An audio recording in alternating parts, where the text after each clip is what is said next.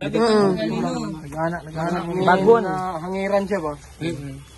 Di siya gitago. Ako gani paglantaw ako gani ha. Ano ko basig na CR ni. Basig libang lang ba mo.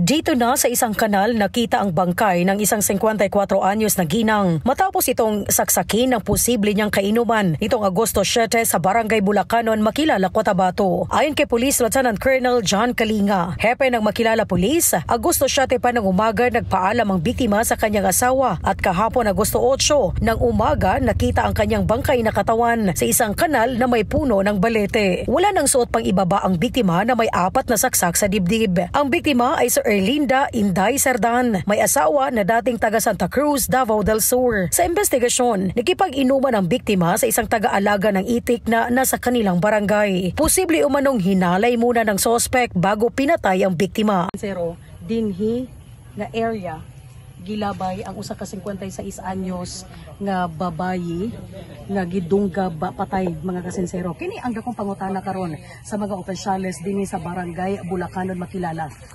Matod pa tan-aw nila nga diri sila una katong biktima una gidunggab and diri pod ato pong katingala dinhi mga kasinsero is walay dugo, walay bakas nga makita maski pag-unsa dinha walay makita nga mga dugo or dugo nagikan sa biktima mga kasinsero. And matod pa sa mga barangay officials nga kauban nato karon ng taknaa ang underwear sa biktima diri na nakita nga side ang iyahang bag mga kasinsero didto na nga luna nakita nga side. So mao kana karon ang dakong pangutana asa bagayo dapit gidunggab ang maong biktima since walay dugo nga nakita dinhi sa maong area maski pa man didto sa kanal.